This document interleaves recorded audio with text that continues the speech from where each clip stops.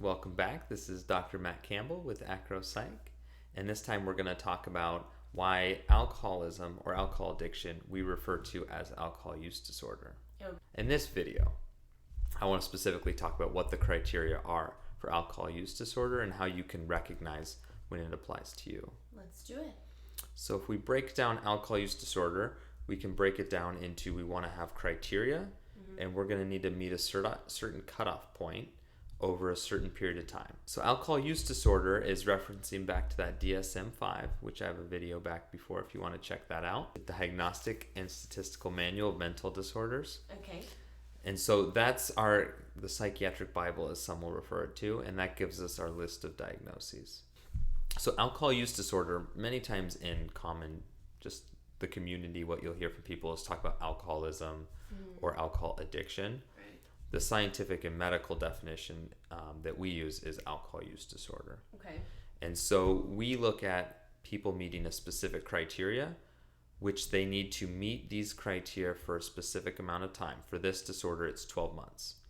So they have to demonstrate over an entire year that they have at least 2 of the 11 criteria we'll go through together throughout this video to help kind of illustrate what those actually look like when someone has the disorder. Okay, so there are 11 criteria that are potential signs of alcohol use disorder. They need to meet at least 2 of them, and they need to be meeting those 2 for the full 12 months? Yeah, and before we even get into all the criteria, the kind of preamble that starts it is that it's a persistent pattern of alcohol use that is clinically significant, and so it's important that we're looking at this as a consistent, persistent behavior, that it's meaningful in a clinical way, which helps involve the treatment provider in assessing that, and then also that it's causing this kind of impairment or distress to a person, which we really see demonstrated in these criteria that we'll go through. Once we really break it down into that little preamble, I like to think of the criteria broken up into a few different categories. Okay. So I like to look at one category being the biologic pieces that we can really see and we can connect to biologic changes that happen from being exposed to alcohol for a chronic period of time. And then we want to look at what are patterns of use, how does that look in someone, and then we want to also look at what are ways in which it causes impairment, disability, distress for a person. All of these 3 categories that I'm talking about right now is my own personal formulation and understanding of how I make sense of and think about the criteria that are in the DSM. When you actually look at the DSM's criteria, it gives that preamble at the beginning, and then it really is just 2 of these 11 criteria all listed together. Okay. If we then look into each category, so in the patterns of use, there are several criteria that I think really illustrate when someone's demonstrating patterns with use. The first one we have is larger amount or longer period of time than intended. Yeah, so you can imagine this is something that people can think of anyone that they may know who's used more alcohol than they maybe like or drank for a longer time. It's important that we're putting this in context clinically. Okay. So we're not just seeing someone and they say that, you know, I drank 3 drinks this weekend, but I was planning on going out and just having 1. Right. We're saying maybe I went out and I was planning on having a drink with a friend, and I actually should have been back home for something that's important, but I ended up drinking all night and got completely intoxicated. It's significant how much more they're using than how much they intended to use. In addition to that, we're including this in that whole year-long time frame, right? So this is a persistent pattern of people using a lot more alcohol than they really want to. It's a pattern of behavior. Exactly. Okay. The second one is a persistent desire or unsuccessful effort to cut back control. Yeah, so this is, I think, a very common one. People may look at their friends, or there's a lot of these trends that are, I'm going to stop drinking for January. I want to have a sober January or sober October. And there's all these movements to cut back from drinking. And people may say, well, okay, my friend said that they were going to cut back for October and they end up drinking a couple times. Does that mean that they have an addiction or alcohol use disorder? And I don't think it's nearly that clear cut, right? This is, again, where we're looking at it from a clinical significance, that they're showing this repetitive pattern where they're trying to cut back. They're really making their best efforts to cut back for a reason that they connect to and for a long period of time, and they're having trouble doing that. So they've probably tried unsuccessfully to cut back for 12 months or... Yeah, exactly. Okay. The third one we've got is a great deal of time or effort in activities to obtain, use, or recover from alcohol. Yes, this is another one where we look at it, and anyone who has a problem with drinking, they're probably spending quite a bit of time either drinking or intoxicated. Alcohol is not something that lasts in people's system for a huge amount of time. And so it can be that if you zoom out of their life, most of their day is spent either trying to get alcohol, going to a liquor store, intoxicated, or recovering, where they're not feeling quite that good, they have a hangover, and it's getting better. But they're just so much of their day and their week is really spent in one of those cycles, which for alcohol, it's pretty easy to obtain. So most people, we're not really seeing them where that's the significant amount of time. It's usually either that they're drunk for a lot of the day or they're hungover for a lot of the day. And I think when you just zoom out and look at those, because those are all of them for patterns of use. And I like to think of part of what's happening when someone's having this kind of deviation in their pattern of use is that they're starting to have a change in priorities. Right. And so part of the understanding of addiction is you have this dopamine system, and it's telling your body and your brain that the alcohol is more important than other things. And so we're going to see it a lot in the disability and impairment side as well. But with the patterns of use, they're not having an ability to regulate that system like you normally would. So all of a sudden, when you start drinking, it's getting so rewarded that you're actually getting caught up in it, and you don't have control of it as you thought you would. It's starting to kind of carry away and have a life of its own. Those are the criteria that I connect to what are patterns of use changes. That they're starting to use the alcohol differently than just a normal person or an average normal behavior around alcohol. Yeah. Okay, so then do you want to move into disability, distress? Yeah, disability and distress, I think, is an important category and concept in all of the DSMs. It's a newer addition that we really are looking at. How is the impairment, how is the use or the disorder affecting a person in their regular life? The first one is recurrent alcohol use resulting in failure to fulfill major role or obligations at work, school, or home. Yeah, and this is, I think, as we go through a lot of these criteria in the disability and impairment, you can see how someone's alcohol use is starting to cause problems in their own regular life. And I like to think of that when I was referencing the dopamine system. Part of what the dopamine system does is it tells us when something is important.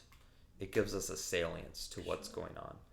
And so when we're drinking, if we are hitting this dopamine system, it's telling us that this is important. This is something that's good to keep doing.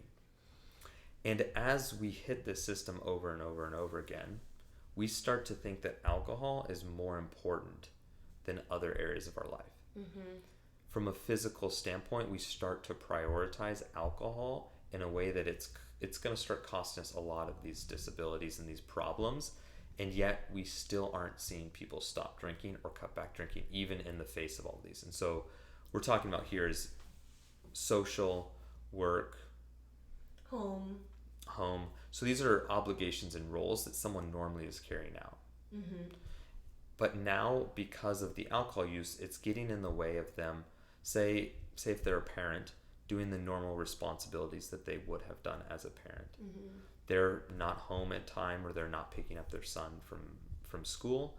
They're not preparing the food like they normally would. The kids, clothes are a mess. There's all these ways in which what they normally were able to perform, they don't do and they don't see as a priority because alcohol is taking its place. The next criteria that you've called a distress criteria is continued alcohol use despite recurrent social or interpersonal problems caused or exacerbated by alcohol. Yeah, when we look at that one, I think it's very common for alcohol and drug use to cause conflicts between people. And so part of what can happen is when someone is drinking or when someone's hungover, they're in a changed state where they may act very differently with someone else. Right. And so as you can imagine, sometimes there's domestic violence in the home, but even different than that if you look at the criteria right before this, where they're not fulfilling their normal roles, that's going to put stress on a relationship. And there's going to be more conflict. There's going to be more interpersonal problems because of this substance use. Can you have the destruction of role obligations at work, school, or home, but not social interpersonal problems? These two seem related. So you can have one without the other for sure. For example, say that I work in construction and I'm supposed to be there at 7 a.m. to maybe build out the framing of the house. Right. And I am not showing up at 7 a.m. I'm showing up at 12 o'clock. I'm not fulfilling my role to that job. That doesn't mean that I'm having a specific interpersonal problem. As opposed to, you could imagine a person who, say when I get drunk, I became very verbally abusive. And so at home, say I only drink when I'm at home. And so with my spouse, I'm very verbally abusive every night. But she's still with me. She's still there. I'm still doing my job. I'm still doing the chores that I'm normally doing. It's just there's this social interpersonal conflict that's really related around the alcohol use. So it's not exclusively both, and then it depends on who the patient is and what they're exhibiting. Yeah, absolutely. Okay. The next one is important social, occupational, and recreational activities given up or reduced because of alcohol. Yeah, so the other two so the first one we were looking at roles or obligations, right? And then we're looking at social or interpersonal problems. But now we're even looking at voluntarily giving up activities that we normally would prioritize. So this is not just areas where we're expected to do something. This is now things that we used to maybe prefer to do or like to do. Activities that we're cutting back because we're prioritizing alcohol over it.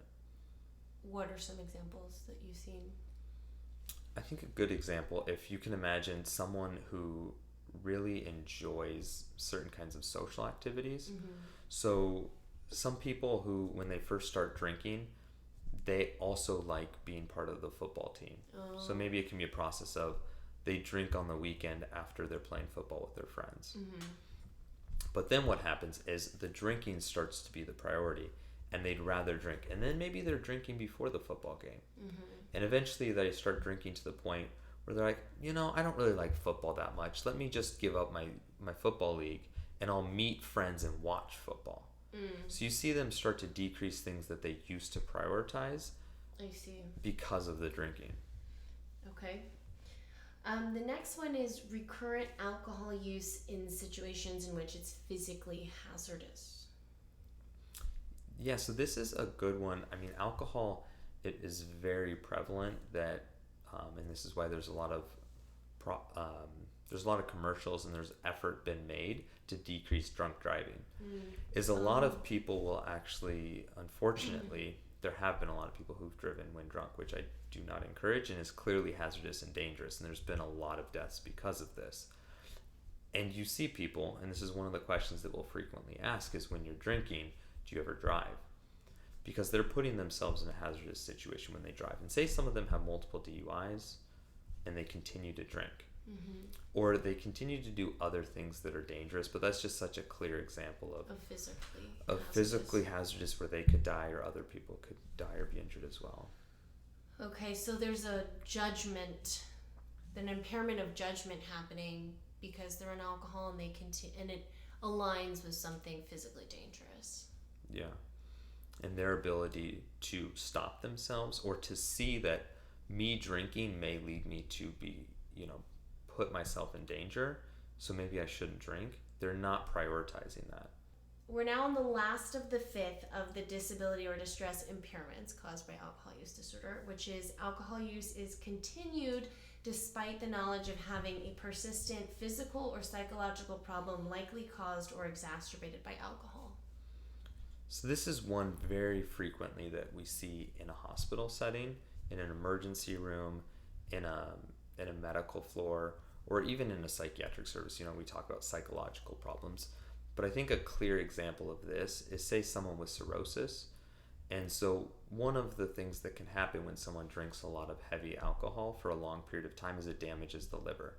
Okay, and that's cirrhosis? That's cirrhosis. And so when someone damages the liver to a point, it may stop working. And at that point, they will look at doing a liver transplant.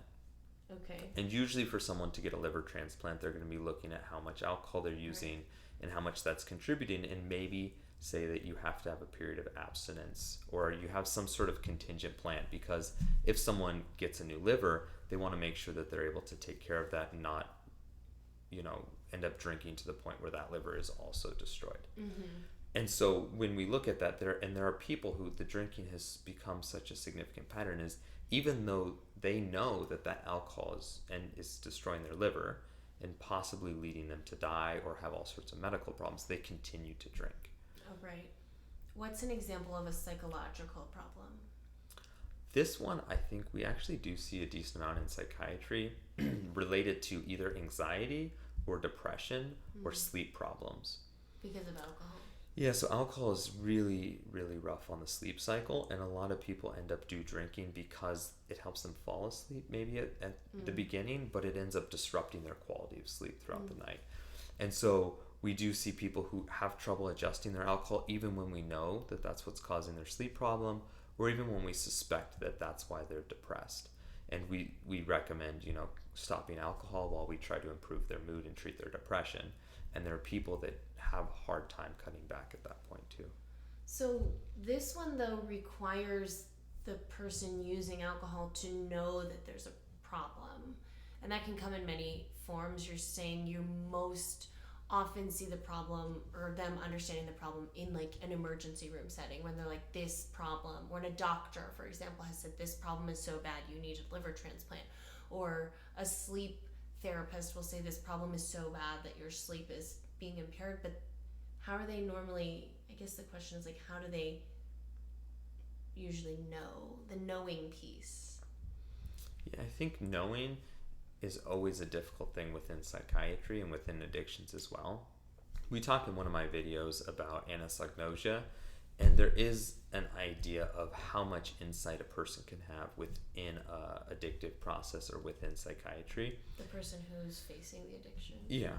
And so what I will say is, I don't think this criteria, you have to say someone can physically verbalize, I know that I have this disease. But if it's been very clearly demonstrated, the connection, and they're somehow not connecting those dots, I would say that meets the criteria. So if they continually get hospitalized and over and over and over, the recommendation is you need to stop drinking because it's causing this. Even if they don't necessarily think that that's right, the fact that they've gotten so much evidence to say that this is not good for you, and they continue to pursue that pattern of behavior, I think that it's clear enough to me that they meet that criteria. Which again kind of also goes back to like physically hazardous. Yeah, it's very similar. Overlap.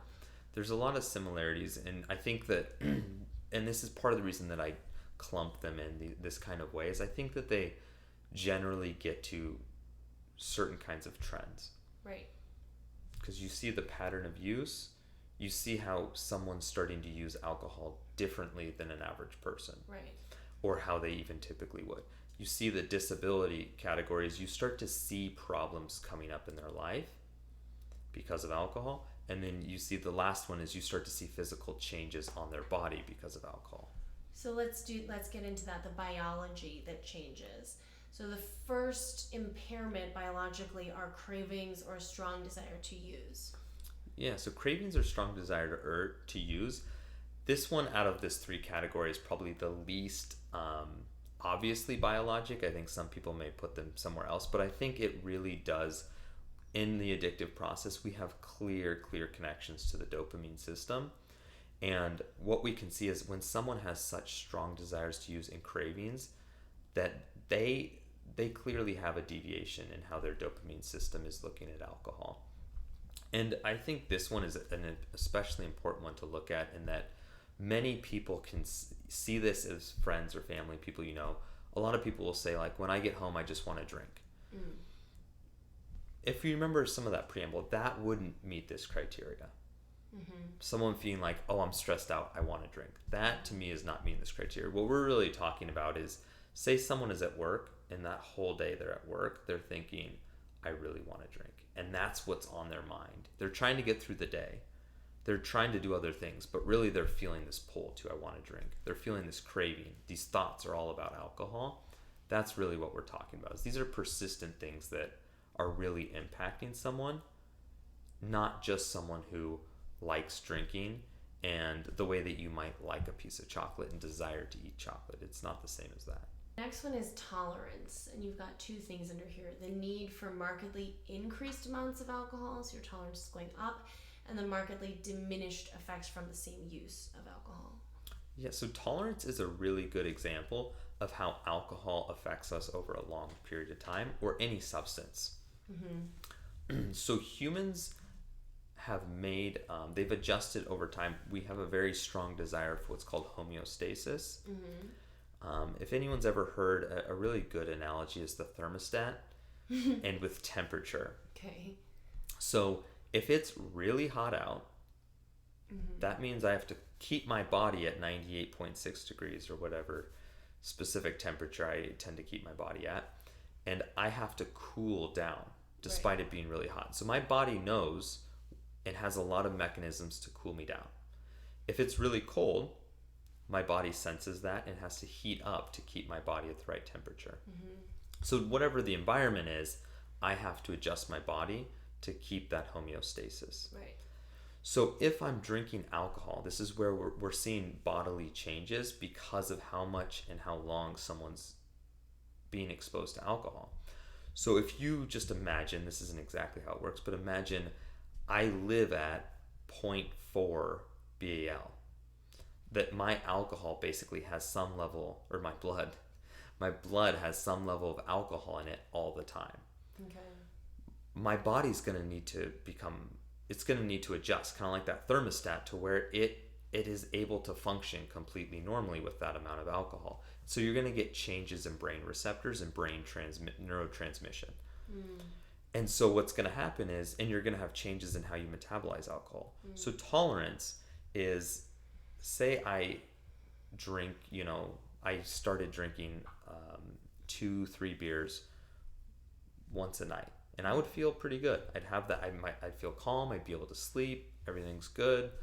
Now all of a sudden I need 5 to feel the exact same feeling, because I'm metabolizing alcohol faster. My brain has now gotten used to it. My brain now expects 2 or 3, so it needs 3 to 5. Or similarly, I keep drinking 2 to 3, but I don't feel it like I used to.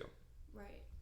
And tolerance is kind of like whenever we've been around that friend or that person that we're like, this person can drink a lot, usually that means that they've drank enough to where their body has adjusted and they're able to drink more because they become tolerant.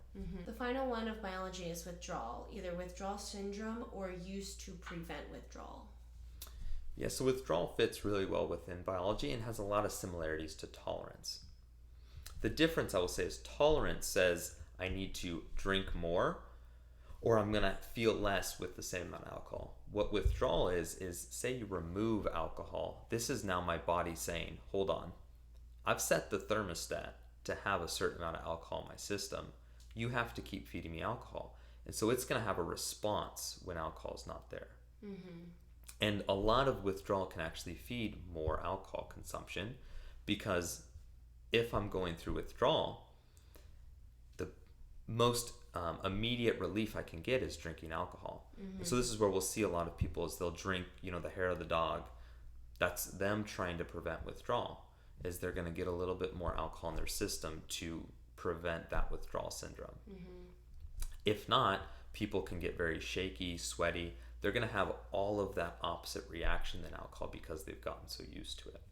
So with like tolerance and withdrawal, you're saying there's a biologic change within the body. The internal thermostat is turning up or down to accommodate regular levels of alcohol consumption.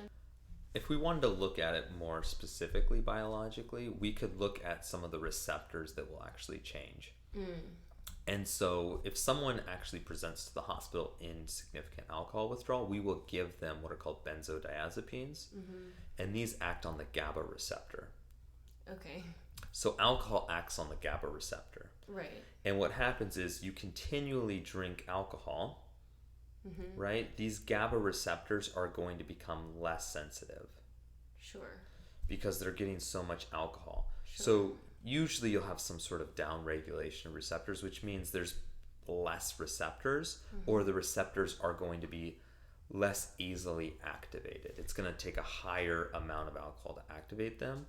And so that kind of receptor change, what ends up happening is it needs to be maintained at the basal level. And so when you remove alcohol, it's not going to be stimulated enough because it's become so desensitized. And so then the body, just to create its normal state, needs alcohol. So when there's no alcohol, you can imagine just being very anxious, distressed, sweaty, because you're going to have so much extra activity, you're not going to have that GABA system working. And that's the biological. The biological is both the GABA receptor not firing the way it should and you sweating or feeling a craving or itchy or you will physically see someone go through alcohol withdrawal. Right. You will see their heart rate go up, them sweating, them vomiting, like all of these autonomic activities that we can physically see that there's clearly change.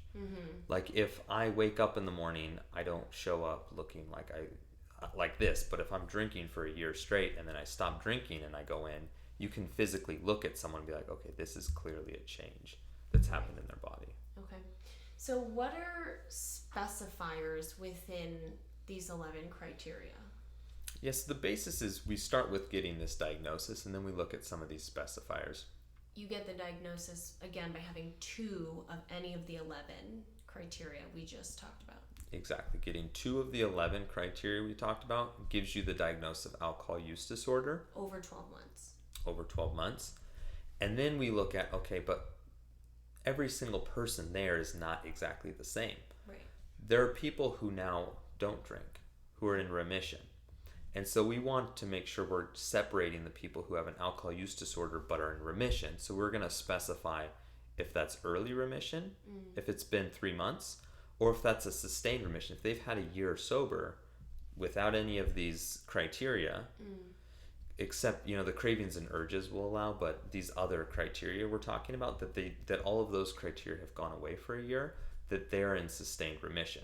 Okay. So it's very different than someone who's actively in the process of an alcohol use disorder. Are you still calling someone in sustained remission someone with alcohol use disorder? We will still say that they have alcohol use disorder. Is it a lifelong thing?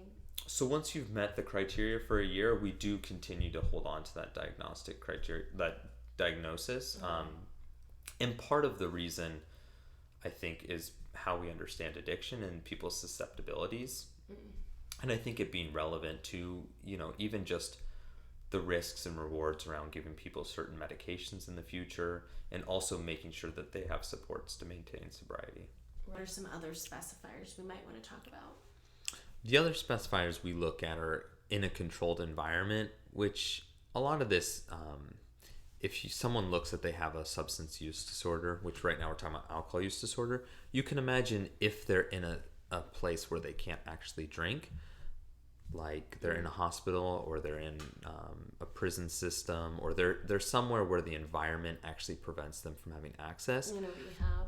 Yeah, that's different than them having a year-long period of remission where they're able to not be drinking and they've built up kind of a support.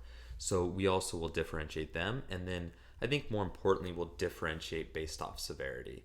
Okay. And so you can see 11 criteria is a lot of criteria. And there's a huge variation between someone with 11 criteria and 2 criteria. Sure. But they would both meet criteria for alcohol use disorder. Okay. We will separate the people that have more of a mild disorder with 2 to 3 of the criteria, Sure. with some of those that have more of a moderate 4 to 5 or severe 6 and above. Okay. Because we want to separate them because it is a different degree of severity, and it may impact the amount of services or what kind of treatment's going to be most effective for them. You go through these 11 criteria in your head every time you're trying to diagnose someone? So going through the criteria, I think this is where, in the video about the DSM, I talk about the practicality and the utility within the clinician setting, right? Sure. Is we only have a set amount of time, and usually people come in with what's most important to them, and usually several problems. And so we're trying to stratify and get the fullest picture. And so I would say most of the diagnosis, what we're looking for is trying to stratify, is this someone who meets criteria for alcohol use disorder? Mm-hmm. I don't necessarily need to be 100% sure if they have 4, 5, or 6. I want to know, is this someone with where alcohol use, at least to get started, is this someone with an alcohol use disorder? Mm-hmm.